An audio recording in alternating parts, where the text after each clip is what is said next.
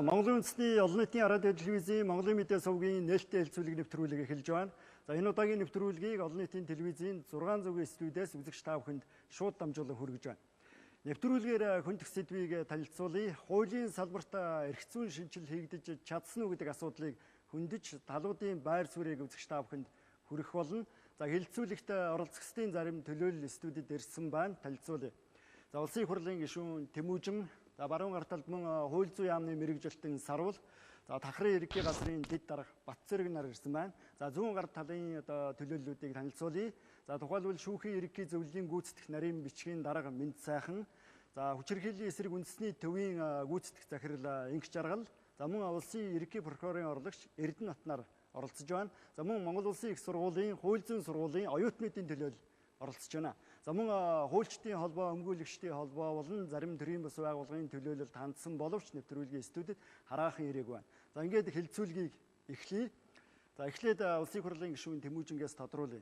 Ер нь парламентын хувьд бол хуулийн салбарын хууль эрх зүйн орчныг шинжлэх хүрээнд суур гол ямар зохицуултуудыг хийж чадсан, ямар хуулиудын хүрээнд энэ удаагийн шинжил хийгдсэн гэж үзэж байна. Ер нь шинжилгээг төгс хийх, бүрэн хийх эрх зүйн боломж зарим талаар бүрдэж чадсан уу? Аль эсвэл бас дутуу байна гэж үзэж байна.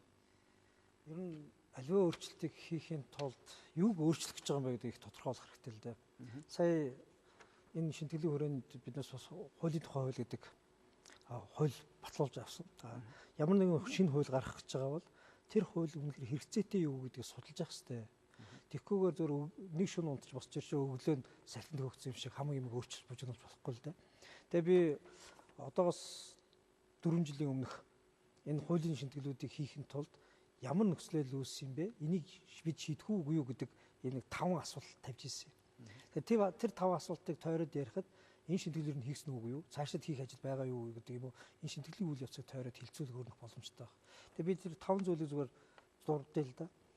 Нэгдүгээрт нь ер нь бол энэ хуулийн тогтолцооны зорилгыг тодорхой болгоогүйсээ болоод юу болоо хорцсон гэхээр нэг өрөөсгөл талтай болоо хорцсон байсан. Тэрний юу гэхээр хууль бол иргэнийхээ эрхийг хамгаалахаас илүүтэйгээр төрийн байгууллага ямар нэгэн институцийг хамгаалдаг чиглэл явцсан.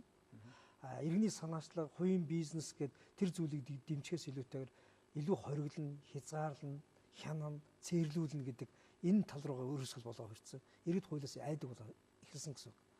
Хоёрт нь болохоор захиргааны тэр дундаа энэ албадлах хэрэгэлдэг байгууллагуудын үйл ажиллагааг наривчилж хуульчлаагүйгээс болоод юу болоо хуурсан бэ гэхлээр хэн нэгэн албан тушаалтны дур зоргоор хувийн бодлоор энэ хүчирхийлэл албадлагыг иргэд рүү хэрэглэх боломжтой. Хүний эрхийг хөндөх боломжтой. Дээр нь магадгүй зарим талаараа хуульгүйгээр, дүрмгүйгээр хариуцлага тооцох боломж ингээд цонх хонгоогод эхэлсэн байсан. Гуравт нь болохоор нөгөө төрийн байгууллага гэдэг юм уу үйл ажиллагаа явуулж байгаа тэр эрх мэдэл бүхий хүмүүсийг иргэний хэлтэнд оруулаагүй, тайлгнадаг тогтолцоо бүрдүүлээгүй, ил тод байдлынх нь энэ шаардлагуудыг хангаагүйс болоод энэ төрийн их усүр нөөц татвар төлөгчдийн мөнгнөөс үүсэж байгаа тэр боломжийг нийтийн ашиг сонирхол руу биш тодорхой албан тушаалтнууд эрх мэдэл бүхий хүмүүс хувийн сонирхол руугаа эсвэл тодорхой явцэг бүлгийн сонирхол руу хэрэгжүүлэх боломжтой болсон. Энэ өөрөө дөрөвт нь иргэн төрөөс үйлчлэг авж байгаа энэ харилцаа биш яг төр иргэн хоёр уулзалж байгаа. Энэ харилцаанд нэгдсэн стандарт гэдэг юм уу тийм нэгдмэл тогтолцоо бий болгоогүйс болоод маш ойлгомжгүй, тодорхойгүй, хүнд сурталтай, төв бэрхшээлтэй яг тэр үйлчлэг үзүүлж байгаа хүмүүсийн бас хувийн ааш аягаас болоод үйлчлэгээ хүнд очих вэ гэдэг ялгартай байдал бий болох боломжтой болцсон. Тэгээ эцсийн 5 дахь нь юу болсон бэ гэхээр нөгөө иргэд яг эндээс хохироод ирлээ шүү дээ. Энэ хүний эрхийг зөрчөөд байна, надад ялгартай хандаад байна, төрийн үйлчлэгийг надад ирж чадахгүй байна гэдэг энэ гомдлоо гаргаа шийдвэрлэх гэхээр маргаан шийдвэрлэх тогтолцоо нь их өртөгтэйгөөс гадна цаг хугацаа их авдаг. Би хохирсон гэж гомдол гаргасныхаа төлөө дахиад цаашаага давхар хохирох боломжтой болоод тойрсон ийм шүүхийн систем бүхий ийм тогтолцоо ерөнхийдөө бүрдсэн байна гэж ийм үнэлгээнүүд гарсан. Тухайн алдаа гажуудлуудыг засгаж чиглэсэн эрх зүйн шинжил энэ удаа хийгдэж чадсан гэсэн үг. Тэгэхээр энэ шинжилгээг хийхин тулд үндсэндээ 8 жил бүжгэнжээ шүү дээ. Ер нь бол ерөнхийлөгч 2009 оноос эхлээ шүүхийн шинтгэлийг эхлүүлсэн. 2012 оноос засгийн газар болон улсын их хурл дээр хууль зүйн том шинтгэлийн хүрэг өрнүүлж. Тэгэхээр энэ саяны дурдсан асуудлуудыг бид шийдэж чадсан уугүй юу гэдгийг хууль тогтоогчийн байр сууриас илүүтэйгээр одоо энэ хөндлөнгийн болон энэ үйл ажиллагаанд оролцсон төрийн бас байгууллага байна, төрийн байгууллага байна, судлаачид байна. Энэ хүмүүс энэ өөрөө энэ үйл ажиллагаануудыг шийдэхин тулд их өргөн бүрэлдэхүүн хамт үйл ажиллагаа явуулсан учраас тэр хүмүүсийн амнаас эхлээд сонсох хэрэгтэй.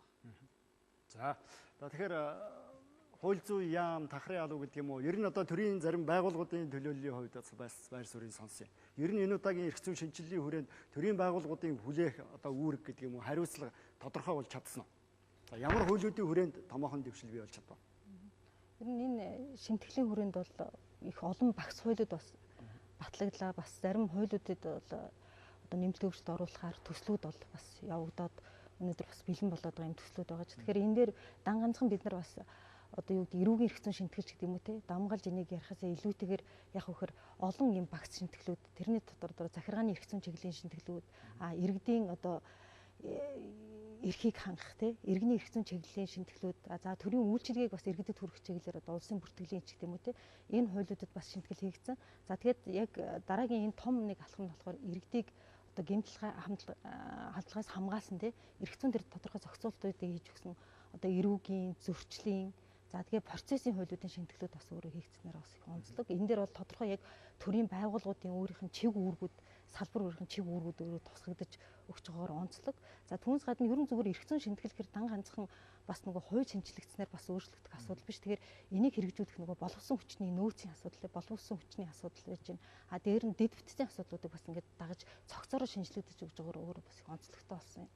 Цогцолт гэж хэлж байна. За дахраа. За тэгэхээр миний хувьд бол энэ процессын хуулиуд дээр бол ажилласан. Эрэг үүрэг шалган шийдвэрлэх, хууль сахиулах үйл ажиллагааны тухай хуулиуд дээр өөрөө яг тэр чиглэлээр эрдмийн зэрэг хамгаалсан учраас багийн гишүүдтэй хамтраад ажил хэсэг дээр за мөн их хурл дээр явуулсан ажил хэсэгт ажилласан байгаа.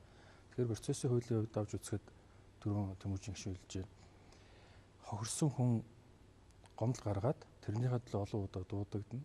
За доор хойж 10-аас хамгийн багадаа 10-аас сар байцагдах, шүүхтээр очих, прокурор дээр очих гэсэн юм асуудлууд үүсдэг бол энэ шинэ процессын хуулиар хэрэг маргаан ил тодорхой байвал үндсэндээ өдөртөө тухайн хүний хэргийг хянан шийдвэрлээ шүүх гэм буруутай этгээд хариуцлах хүлээгээд хохирогчийн зөрчигдсөн эрхийг сэргээж боломж нь үгээр бүрдсэн байгаа. За дээрэс нь оролцогчдын эрхийг хуулиараа нэлээд хамгаалж өгсөн. Тэр дундаа иргэний эрх, үндсэн үйл заасан цагт харилцаа орон байрны халдшгүй эрхийг энэ процессын хуулиар бүрэн хамгаалж чадсан. Ямар нэгэн зөвшөөрлгүйгээр энэ халдшгүй байдалд халдах боломж бол байхгүй. Гэхдээ халдахдаа хууль заасан үндслэл журмын дагуу шүүхийн зөвшөөрлөөр энэ ажиллагааг явуулахаар хуульчилж өгсөн байна. За мөн энэ процессын хууль маань өөрөө хэрэг толгодуулан шалгаж байгаа хүний хэрэг шалгахаас гадна гэмт хэрэгт өртөж хохирсон хүний хохирлыг барагдуулахын тулд гэмт этгээдийг олж тогтоох шаардлагатай. Тэр дундаа онц ностой зохион байгуулалттай үндэстэн дамсан гэмт хэргийг илрүүлэх энэ гол арга хэрэгсэл болдог. Тэгэхээр энэ хуулиар олон улсад хэрэглэгддэг шинэ төрлийн аргуудыг энэ процессын хуулиндаа суулгаж өгсөн. Мөн мөрдөн байцаагч нарын тусгайлан мэдлэг эзэмшсэн тусгай мэдлэгтэй мөрдөгч нарыг бас бий болгож өгсөн. Энүүгээрээ нөгөө хоригчдын эрх ашиг хамгаалах мөн энэ хэрэг толгодуулан шалгаж байгаа хүмүүсийн алжгүй байдлыг хангахаас гадна зохион байгуулалтаа гэмтэртэй тэмцэх энэ шинэ аргуудыг маш олон зохицуултуудыг хийж өгсөн. Энийг бол бас яг цөөгөр хэлэхэд бол их төвөгтэй байна л да. Ер нь бол одоо ямар нэг гэмт хэрэг хийсэн хүн гэдэг юм уу? Ер нь одоо хохирсон хүн хохирлоо бүрэн барагдуулж чаддгүй. Аль талдаа одоо шүүхэд ямар нэг байдлаар гомдолтой үлддэг ч гэдэг юм уу? За ер нь энэ удаагийн хуулийн шинжилгээний хүрээнд зайлшгүй тэр хохирсон иргэний хохирлыг бүрэн барагдуулах ёстой гэдэг ийм ойлголтыг бас нийгэм хүлээж бас байсан л да. Тэгэхээр ийм хүлээлтэнд хариулт өгсөн эрх зүйн зохицуулт хийгдэж тухайлбал чадсан уу? Тухайлбал эрүүгийн хуулийн хүрээнд хохирогчийг хамгаалах тухай ямар тодорхой одоо зохицуулт бий болов? Хууч эрүүгийн хуулийн тогтолцоо маань яг бодит байдал дээр ямар дүр зураг үүсгэж ядсан бэ гэхээр нэг иргэн хохирдог. Энэ тал бас нэг иргэн энэ хүнийг хохироож гэмт хэрэг үлддэг. Гэтэл дунд нь төр энэ хоёрын асуудлыг шийдэхээс илүүтэйгээр хохирсон хүний явдаг газар нь явуулаад хохироосон хүний хохироос нь үлдээгээд өөрөө дундаас нь торгуул гэдэг юм өөр системээр ашиг болоод байгаа юм шиг тийм таагүй үзэгдэл рүү орсон байсан байхгүй тогтолцооны хувьд. Тэгэхээр одоо үл юу гэхээр хамгийн гол нь энэ хүн буруутай үйлдэл хийсэн бол буруунтаа таарсан, энэ буруутай таарсан хариуцлага хүлээх хэрэгтэй. Энэ иргэн хохирсон бол хохирол нь өөрөө барагдаж шийдэгдэх хэрэгтэй. Энийг одоо цогцуулах төрийн хувьд шударгаас болохоос биш дундаас нь ашиг олж байгаа юм шиг орлого хийдэг бол байж болохгүй шүү дээ. Бол хохирсон хүний хохирлыг яаж барагдуулах вэ? Тийм учраас Бүрэн механизм одоо байна.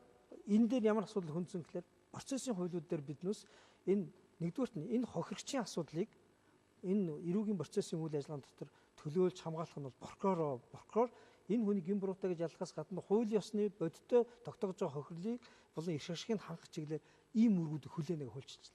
Өмнө нь прокурорд ийм үүрэг байхгүйсэн учраас энэ хохирсон иргэн өмгөөлөгч аваад дахиад мөнгө төлөөд гээд процесс дотор ороод явдаг байсан бол одоо прокурор өөрөө нийтийн ашиг сонирхлын төлөө ажиллаад гин буруутай хүний ялдаж хариуцлага оногдуулахаас гадна хохирсон иргэний хохирлыг барагдуулах чиглэлээр ажилладаг механизмыг нэгэдэг.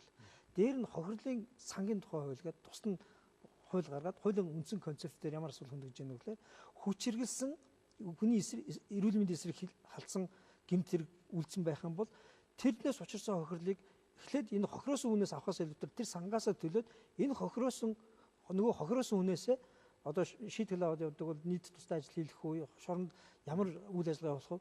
Тэр хохирлын барагдуулах үйл ажиллагаануудыг хийгээд санруугаа буцааж мөнгө нь ордог системийг бий болгож эхэлж байна. Яг энэтэй холбогдуулаад шүүхийн шийдвэр гүйцэтгэх тухай хуулийн дээр мөн адилхан энэ хөдөлмөр эрхлэлтэй холбоотой, мөнгө төрөхтэй холбоотой тэрнээс бий болсон мөнгийг юу руу зарах тухай гэдэг наривчсан зохицуултуудыг бас шийдэд өгчлээ. Тэгээ энэ бол ингээд зөвхөн нэг хуулиар шийдэгдэхгүй. Энэ хуулиа дагуулад олон төрлийн хуулиудыг ингээд цогц байдлаар шийдэж байгаа. Энэ цогц бодлогын тухай асуудлыг ингээд одоо жишээ нь гэрч хохиржийг хамгаалах систем энтергээ ярихаар гэр бүлийн хүч хэрхийллийн асуудлаар яг цогц бодлого бүр тодорхой харагдана. Ганц хуулиар юм шийдэх гэж оролдох биш. Тэр үзэгдлээ бүрэн дүрэн урьдчилан сэргийлэх, дасан зогсоох, үр дагаврыг нард нь арилгах бичлэн цогц байдлаар нь дээрээс нь том зургаар харж шийдэхгүй бол бид бол өмнө яадаг байсан гэхээр энд нэг юм аваахаар тэрийг нь дараал, нөгөө талд нэг юм аваахаар тэрийг нь дараал гэж гал унтрах байдлаар яваад тэр өөрөө амжилтанд хүрдэг байсан юм аа. Тэгэхээр одоо хаана юу болж болцсохгүй гэдгийг том дур зураг нь харж байгаа судалгаагаа гүйцэд хийчихэд энэ үзэгдлийг хязгаарлаж дарахын тулд тогтолцоо систем бүхэлдээ ингэж ажиллах юм байна гэдэг энэ газрын зураг бол үндсэндээ бол саяны одоо хуулийн шинтгэлээр бол хийгдлээ. Энэ шинтгэлийн хүрээнд анх 12 онд 42 хууль одоо шинээр шүү нэмэлт өөрчлөлтийн хэмжээнд биш. Шинжилсэн найруулгын шинэ хуулийн төвшөнд бол гарах ёстой гэж заажсан. Сая биднээс үндсэндээ баг эн чинь 160 байгууллага 3000 хүн оролцсон өргөн хэмжээний одоо ажил боллоо шүү дээ. Энэ ажлын хүрээнд 26 хууль өнөөдөр батлагдсан байна. Улсын хурал дээр хилцүүлгийн шатанд 12 хууль явж байна. Жишээ нь. Тэгэхээр энэ бол ийм хэмжээний даацтай том өргөл явж байна гэсэн үг л дээ. За тэгэхээр шүүх прокурорын байгууллагын хувьд ер нь одоо энэ удаагийн хуулийн шинжилгээний хүрээнд хохирогчийн эрхийг хамгаалахтай холбоотой ямар бодиттой механизм бий болж чадсан гэж ойлгож байгаа. Хэрэгжиж чадах уу? Ер нь хохирсон иргэдийн хохирлыг тэр гэмтэргээс үүдсэн хор уршиг хохирлыг бүрэн барагдуулах механизмыг нь юутай илүү холбож авч үзэж чадсан. Эрх зүйн төгс зохицуулт хийгдэж чадж байна. Тэмүүжин гишүүн ярьлаа л 5 асуултанд бид нар бас шийдэл хариулт тавих хэрэгтэй гэж. Тэгэхээр хамгийн сүүлд нь маргааныг одоо шийддэг, шударгаас нүүжлэгээ үзүүлдэг шүүхийн тухай хүндэж байна л да. Тэгэхээр энэ сүүлийн одоо 2009 оноос түрүү ярьлаа. Ерөнхийлөгч анх санаачлаад шүүхийн шинтгэлийг эхлүүлсэн. Тэгээ шүүхийн шинтгэлийн одоо гол зорилго шинтгэл эхлүүлэх гол шалтгаан юу байсан бэхээр 2008-аас 10 оны үеийн судалгаагаар шүүхэд итгэдэг манай иргэдийн итгэл 20 тэрнээс доош орсон байсан. За тийм учраас гарцаа авахын шинтгэлийг хийх ёстой. Шинтгэлийн хүрээнд бол одоо 2013 оны 4 сарын 15-наас бүх хуулиуд нь бол жигдрээд хэрэгжээд эхэлсэн. Одоо ингээ 3 дахь жил нь болж байна. За ямар үр дүн гарч ийнэ гэхэд бид нар өнгөрсөн жилийн судалгаагаар манай иргэдийн одоо 60.1% нь шүүхд итгэнэ гэсэн байна. За дээр нь нэмээд яг шүүхээр үйлчлэгээ авч байгаа хүмүүсийн бараг 84% нь одоо шүүхд итгэнэ гэдэг. 60.1 гэдэг нь болохоор ер нь одоо нийт иргэд буюу шүүхээр үйлчлүүлдэг иргэд өгд яригдж байгаа. Яг үйлчлүүлдэг иргэдэд өгөх юм бол итгэдэг итгэл 84-оор ороод ирсэн. Энэ бол үндсэндээ бол шинтгэл явагдсан байна гэдэг маш тод жишээ. За шүүх өөрөө ингээд иргэдийн итгэлийг аваад тэгээд дээр нь шүүх өөрөө шударга ёсны яг одоо юу гэдэг гол хамгаалагч болоод ирэхээр таны одоо ярьж байгаа энэ асуултанд шууд хариулж болно. Өөрөөр тэр шүүхээр очиод өөрийнхөө одоо эрх ашиг хамгаалуулах те өөрийнхөө хохирлыг барагдуулах байгаа иргэдийн хувьд бол үндсэндээ бол шүүхийн хамгаалалт найдвартай болж байна гэсэн үг. За бид нэр ганцхан зүйлийг хэлээд өөрийнхөө санааг дуусгая. Ер нь бол одоо шүүхийн шинтгэлд шүүхэд итгэж байгаа иргэдийн итгэл гол нөлөөлж байгаа хүчин зүйл нь юу гэсэн үг вэ? За түрүүн бас тэр 5 зүйл дотор бол 5 зүйл дотор баг нэгд нэг мө хоёрд нэгэд 2 3 хэл л дээ. Би тэн дээрс нэмээд хэл. Ялангуяа 2 дугаарт нэг иргэдийн хяналтанд оролцох тухай ярьлаа шүү дээ. Тэгэхээр сүүлийн 3 жилийн хугацаанд бол үндсэндээ шүүхийг яаж ил тод болгох вэ? Яаж иргэддээ нээлттэй болох вэ гэдэг маш их ажилласан.